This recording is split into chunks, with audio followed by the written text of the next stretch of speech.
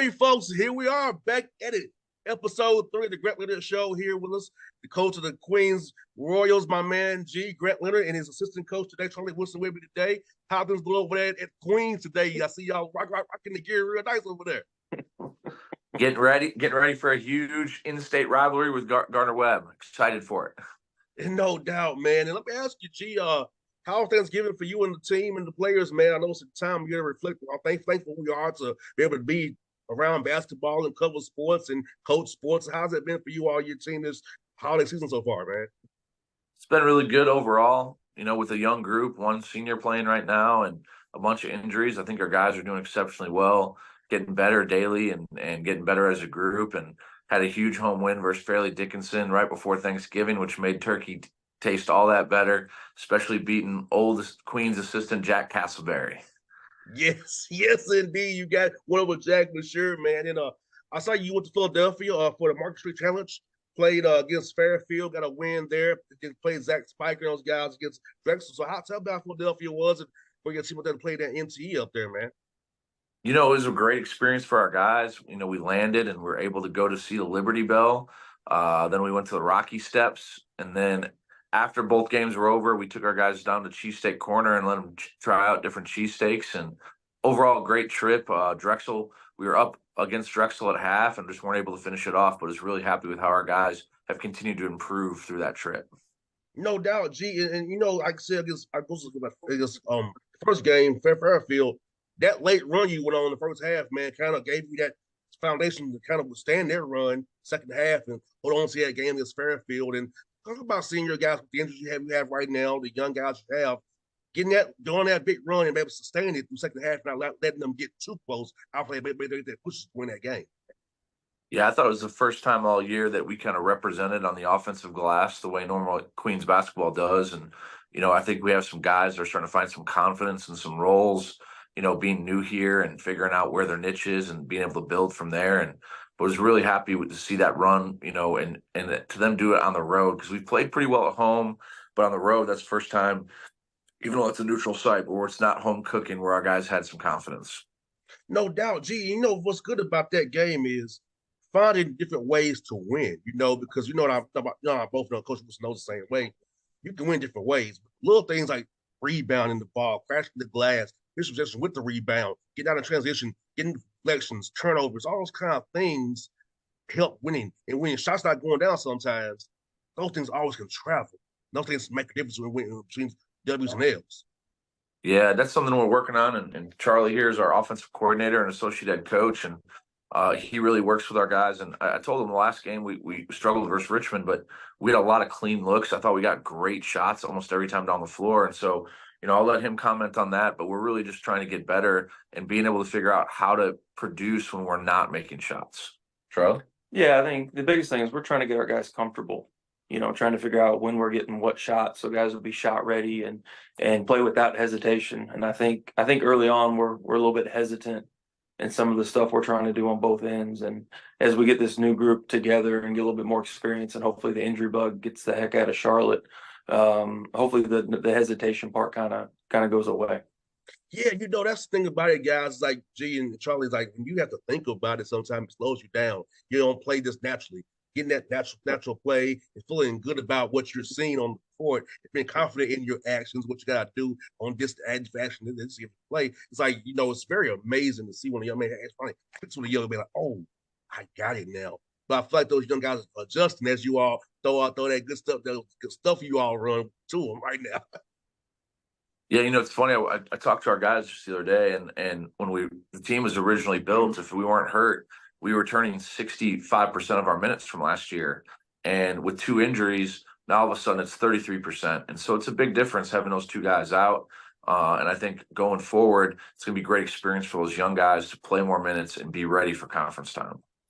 No doubt, G. And I feel like this time you get them. I know we hate injuries. We all hate them. But for it to happen now, you can get guys who say minutes now, experience now. So when it gets those tough Thursday, Saturday matchups, when you need guys to go deep into your bench and play, you have the confidence in those guys, that confidence in themselves that they can actually execute defensively and offensively what you all want to do and play Queens basketball the right way. Yeah, you're exactly right. And Charlie hit the nail on the head with hesitation, and you can see guys as they play more get more and more comfortable and less hesitant. And we just got to get there as a group, and we show moments and spurts. We just haven't put together a full 40 minutes, but every game and this Wednesday will be another opportunity for us. And G and Charlie, what I like about it is that your guys are really trying. They're playing their butt tails off. Like the guys getting opportunities right now. I sent guys up and down the roster contribute up and down the roster. I want to highlight one guy, Malcolm Wilson, against FD having 5 blocks. G. The Georgetown transfer came in and got the job done essentially for you guys, getting them blocks and been a presence in that paint for you all. Yeah, it's first time in a long time Queens has had a rim protector like that, and it's nice because it kind of cleans up some defensive mistakes at times. And he even did it a little bit versus Richmond, had 1 or 2, and I'm just really excited to see where he goes. He's really getting better and better. It's a 2-year project with him, and I think he's going to come out going forward and be something no one else in our league really has. No doubt. And you know what, G? Like defense still wins games, size still wins games, length wins games, and having a guy like that who can actually erase mistakes, kind of, the guy gets beat, knowing that he has back on the back line there, man. It's good to have that. Like I said, I feel like he's on get more confident, get better and better and better. But I was happy to see him with those 5 blocks, man. I know that's very important to you how you guys defend. Yeah, no doubt. It for sure is. And defense actually starts our offense. I'll let Charlie talk about that. But when we get a stop and get the ball out, our offense is electric. So let Charlie talk about a little bit about transition and how Malcolm can protect our rim and start our transition. Yeah, we've actually been really good when we don't have to take the ball out of bounds. We got multiple guys that can push it. Dayton Albury's probably as fast as anybody in the country getting inline to inline. And so when we can get those stops, those long rebounds, whether it's a miss or a block or whatever, our guards really have worked really hard all summer on getting out in space and transition and trying to get early looks, before the other team gets set. And we've been pretty good at it. We just got to continue to try to get more stops and take advantage of those opportunities. And no doubt, yet defense leading the offense is so important because transition buckets are very, nice jump shot falling down. Now transition getting easy layup, secondary breaks, primary breaks, and stuff like that. That's very important. And like you said, Charlie and G, like that defensive end, like if you lock that down, opens up so much for you on the other end of the floor and gets guys involved, get guys still on the ball because we all know the ball is energy. In that transition game, getting guys in conflict, trying to match up, cross matches, take advantage of matchups, then there you go. Yeah, I mean that's what makes it the hardest thing is teams are trying to lock down on a couple of our shooters, but when you're running in transition, that's impossible to do that because of the cross matches and guys running to spots. And so we want to try. It's just very similar to the NBA. We want to try and score or run an action very quickly before the defense is set to try and cause a breakdown. And we've been effective at it, but we have to be more locked in defensively to get more frequent at it. No doubt, that's definitely coming, man. Like and I know it was not the result you wanted, G. But test yourself against a quality it's an opponent. Chris Mooney does a heck of a job at Richmond. And, seeing going up there, that experience and that, it's better to test your guys and know this is what we have to get to throughout the year to get that level right now. Yeah, I mean, their biggest difference between us and them, obviously there's a lot of game experience, but it's the execution level. And I think that's what the experience gives you is you could tell that their guys could execute what they're trying to do every possession. And we still have possessions where we're clunky and not getting quite to it. And that comes with inexperience, whereas they have a lot of experience. But by the end of the year, those gaps will be shortened and our ability to execute as we go forward will continue to get better and better every week for sure. And G, talk about Logan. I saw him pop up against FDU, man. Coming in there doing good things for you guys. What about his move for you guys this year, man? You want to talk about Logan? Yeah, I'll talk about LT. Lowe's been hurt a lot. That injury bug, multiple just little things, nothing serious, has kept him out of a lot of practices. And so he finally got cleared to come back and got a few minutes at FDU and was able to hit some shots. I thought him getting back at a home game with the crowd we had, with him being a local guy, he's always got a bunch of people in the stands. I thought that was really good for him. He's made it through all the practices this week without getting injury bug again. So hopefully he can keep building and getting more time on the practice court, which will lead to more opportunities on game days. No doubt, because I say, and you know what's great about it, like I said, practice makes perfect. I know. And I'll try to tell the young guys too, G and Charlie, that practicing is the thing you need to get better at your game. Some guys, I also want to play the game. No, You need to go put the hard yards in and practice. Enjoy that process of getting better each day in practice. Then you'll be better, a lot better. You can get a pro career too. Because I'm in the NBA. Guys, off days, guys are working out. So what makes you exempt from working out every day? As a college guy, I love when kids, guys tell me that. G. Charlie, like, what? These guys do it every day. Why can't you? Yeah, and he is actually an everyday guy, and I thought from the end of last season to this beginning of the fall, he might have put in more work than anyone in our program and made huge jumps, and then it was just unfortunate. He had a really bad concussion that held him out quite a bit, and it was at a really bad time. But I think going forward, as he gets more practices under his belt, you're going to see him get more and more consistent and comfortable with his role. And Charlie Bass is man about offensively, man. Where you kind of get your grounding from an offense? I know for me, my father really loved what he loved running a lot of cross sets with two bigs. He's an old school guy, but now my dad likes to spread it out a little bit more now when he draws up plays on with me on his pad now. So who kind of inspired you for your offensive philosophy? What kind of sets you love to run? When you're drawing up plays for your guys, man. Yeah, honestly, my 7 years at Indian River, we kind of adapted over the years and tried to figure out what would work with the personnel we could recruit. And it kind of just took off from there. And so, I'm used to playing a lot of small ball, spacing, spread you out type stuff, which is exactly what G wants to do. And so we kind of fit in that respect. And so a lot of tinkering, a lot of drawing stuff up just to see if it works. And we're really just trying to put our guys in space and let them play. Like, it's all about the players. They put them in opportunities to be successful, and they will do really good things, and it makes us look really intelligent when at the end we're just putting them in a situation and letting them go. And so that's what we try to do. We try to play fast. We want to try to take the other team out of the ability to see what's coming and adapt. And if we can play quick and make quick decisions in space, usually leads to good opportunities for our guys. No doubt. And I feel like sometime on the NBA where I met Charlie and G's, like it just boils down to a middle pick and roll. I like seeing, like you said, playing fast, action on the front end, the back end actions, quick series. I love that kind of basketball. Not so much my dad, but I love it. But I hate to see when this boils down to a middle pick and roll and this run actions off the middle pick and roll. But what you guys do to me, it's more fun and entertaining to watch because I like to spread out and run actions myself and do it that way too. Yeah, we're very fortunate. Obviously, two of our leading scorers are wing players. AJ McKee's our leading scorer, and so we're constantly trying to set some early screens for him and give him an advantage to try and get in the paint. He led the conference in free throw attempts last year, and then our second leading scorer has been our point guard, and he's been dynamic in the middle of the floor with a ball screen. And so we got to have a little balance between the two and try and figure out how to get both of them to their strengths. And I think Charlie does an unbelievable job game planning each game, trying to figure out how they're going to guard us, but then how we're going to exploit their weaknesses. No doubt, man. And Charlie Basket's man about cutting your teeth in the NAIA level, in the JUCO level, and how that helps you kind of experiment and tinker, and also being able to know how to help you out because you have to do everything in that level, and being with him. So talk about that experience as well, Charlie, coming from NAIA JUCO to now being with G.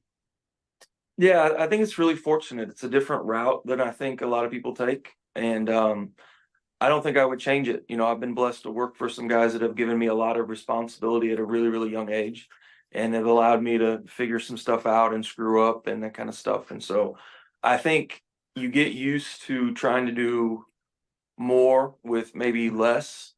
In some respects, maybe guys are just a couple inches shorter, not quite as athletic or whatnot. And I think the other thing that it really, really taught me is I value possessions. I'm trying to steal every single thing I can steal, whether it's a tip play, a free throw cross, a free throw break. Like I'm just trying to steal possessions because I know at the end that might make the difference in the game. And so I've been really blessed to work for guys that have allowed me to figure some stuff out and grow and screw up and do some of my own ideas. And this level is no different. There's high level coaches at every single level. Just some of them are not on TV and you don't get to know about them. But some of the best coaches I've ever gone against were back in Missouri against, Rocky Lamar at Mid-America and Steve Jenkins at Evangel. Like those are Hall of Fame level dudes. And if you're not ready to go every night, you're going to get, it's going to be a long one. No doubt, man. Like you said, man, it's so fun to see guys like you and G who grinded. It wasn't just given to you. You didn't have to, you didn't know the right person. You had to actually grind, cut your teeth. I think that's why you all do what you do so well. You're about the process because you all had to do it at every different level. And I'm like, I'm the same kind of way myself. So talk about that grind though. I think that grind for me is what I enjoy the most. I enjoyed the most when I was working late nights on the radio 2 or 6 in the morning. That was fun to me because I was doing my own thing, cutting my teeth. So talk about that grind, man. Me or you? Go ahead. Either one. Either one. Well, the funny thing is like guys like us, I don't know any better because I wasn't given the opportunity. Obviously, anyone, if we were given the opportunity to go play at Duke, we would have. But that wasn't the path that was given to us. And so, if you want to make it, you just got to keep working. And so I think our whole program has that hard hat mentality. We don't have a lot of ranked guys or guys that, really came up expecting a lot. And so that mentality, that workers mentality, like, hey, I got to take it and I got to take it every day and I got to prove people wrong, is really what makes our program, I think, separate at oftentimes that chip on our shoulder. And, the staff embodies that as well. Charlie's a huge part of that. And I just think that guys understand, like, look, we're all working for the same thing and we want to get to the same places and we're going to do it together, but we're going to do it by strapping on every day and going to work and getting better. No doubt, man. And it's funny, man, G, you say that, man, because like, you not so just privately, man. The process, man. For me, even what I do, it's a pro. I also show up on the radio and be good at this stuff to study and read for this stuff, man. So it's like, man, I just enjoy the grind. Charlie, what about you, man, as well, man? Like I said, being cutting your teeth like you did, man. Talk about how much you love the grind as well, brother. Yeah, I do. I think again, I grew up in a different situation than most, and I've always said that I have to make it. Like I don't have a backup plan. My dad's a almost 80-year-old trash man. You know what I mean? Like no, daddy's not making a phone call for me to get another opportunity. And so, when I moved my wife and newborn to Florida to try the Region 8 thing, like it was, you better make it or else. And that's kind of my mentality. Like you don't know how many opportunities you're going to get and you have to work your tail off for the ones you do get. And so, every day is an opportunity and we try to instill that in our guys. Grind it out, try to do everything you can that you can control, and the good Lord will take care of the rest for you. No doubt, guys. I think it's a great message what we all both are saying on this show today here. And G, before we go, man, tell the fans again how to support you all against Garden the Web and Carolina Christian on Friday, right? But you play them. Yeah, we got a couple of home games here coming up. Gardner Webb on Wednesday, which is going to be a huge, in-state rivalry. Then non-Division I, Carolina Christian, but then a huge game right down the road, right down I-77. Got Winthrop, and then App State following up here at the Levine, which is going to be a giant game because Charlotte is a huge hotbed for App State and all their alumni, and so that we expect packed houses on all those games. So it's going to be exciting. A bunch of basketball. Winthrop always claims that they're in Charlotte, but hey, we're in Charlotte. They're in the suburbs, and we're proud of that. But it's a great place to watch a game. The Levine Center gets rocking, and versus High Point and Fairleigh Dickinson, our crowd was phenomenal. No doubt, you're in York County, Winthrop. You're across the water. See, I know about Charlotte, G. I know about Charlotte. Exactly. You're in York, baby. You're not even Bird. Love it.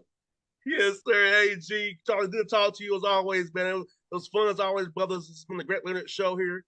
Check those guys out. Chipper Queens as usual. Donate to them as well. To their basketball fun as well. So, G, Charlie, good to see you as always, brothers. Do it again real soon, man.